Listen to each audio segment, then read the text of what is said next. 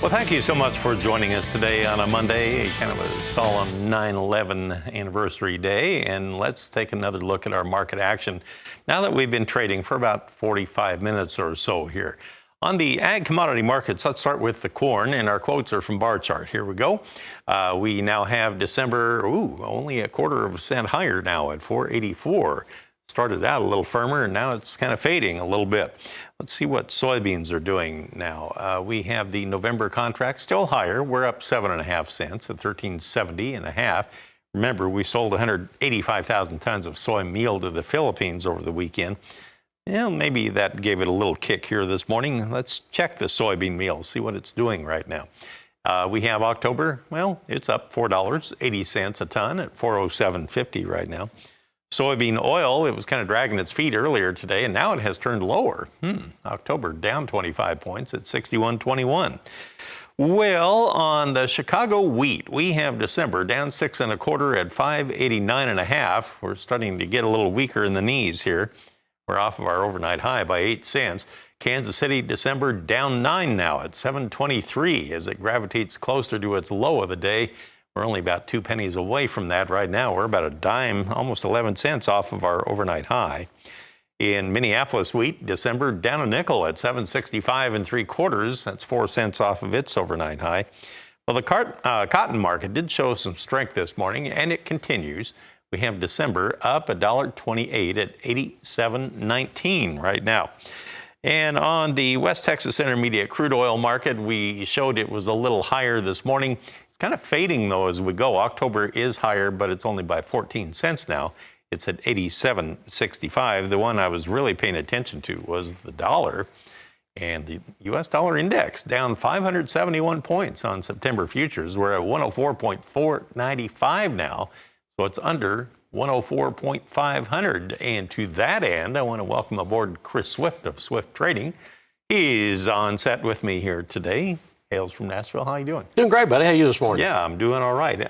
So talk to me about this dollar value thing. Okay. How important is that it's starting to back up a little bit? Well, it's pretty important. These were new highs that we made last week in the dollar, so they were able to continue on. And, of course, as we try to combat inflation, keeping that dollar higher brings more product, keeps more product here at home. And so that's apparently one way that the Fed and the Treasury are trying to keep more products here and keep some of the inflation down. Is purely just from that keeping the dollar strong.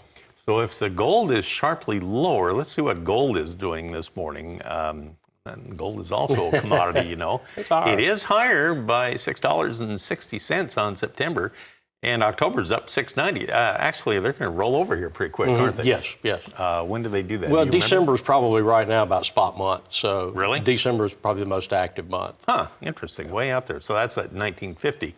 Heard quite a few comments over the weekend talking about what the Fed does moving forward and everything, and what that may do to gold. That'll be interesting to watch. No doubt. And the Fed's really tasked with combating this inflation. And that's something that we know the inflation is roaring, and we know they're going to try to do something about it, but inflation really won't stop until we start to see some kind of impact on employment, some kind of on wages, or some kind of destruction of more money. Well, keeping the dollar higher, raising interest rates, those different factors are going to be on set going from now until whenever they finally get the inflation under control.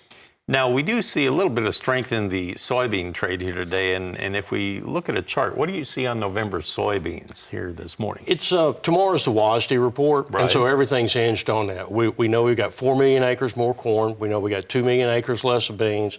We know the bean crop's not near as good a shape as what probably the corn is, and we are already cutting corn very, very quickly. I mean, it's just incredible how quickly it dried down, how quickly they've started to harvest, and then the unfortunate they've been cutting beans for hay.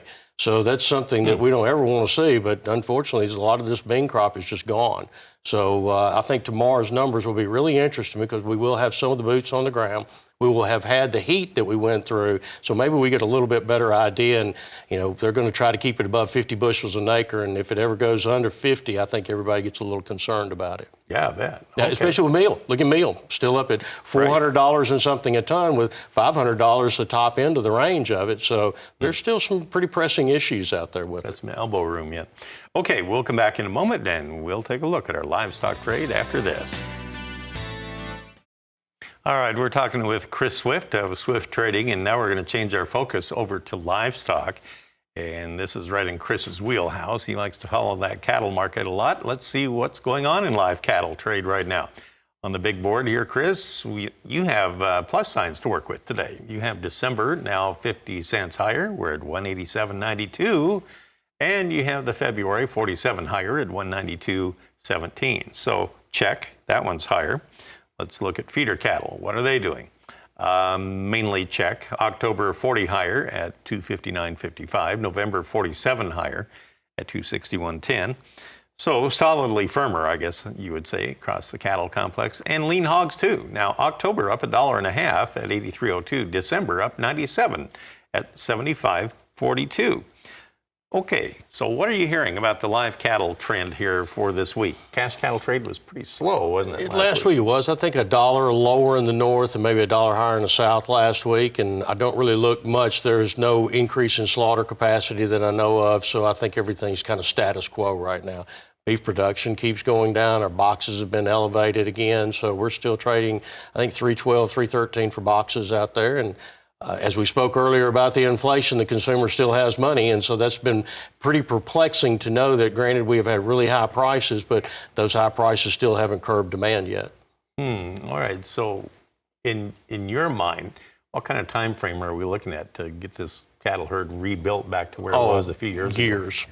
Years. You haven't stopped liquidation yet. So the process of events, you got to stop the liquidation first, then you got to find the time frame where feed costs come down and you can able to buy the cattle and begin to have a little bit of time in there. So we figure from the time that the inception, another 9 months, and then another 9 months to a year after that before they can hit the market. So we're 2-3 years out before any kind of expansion. And that's assuming no more drought, right? No more drought, and that they're going to do it to begin with. We have got, every year we have more and more complications to our agricultural production, and unfortunately the water rights are what's really, hampering people right now, and they just resolved some of those issues, but I can assure you that's coming back up again pretty quick.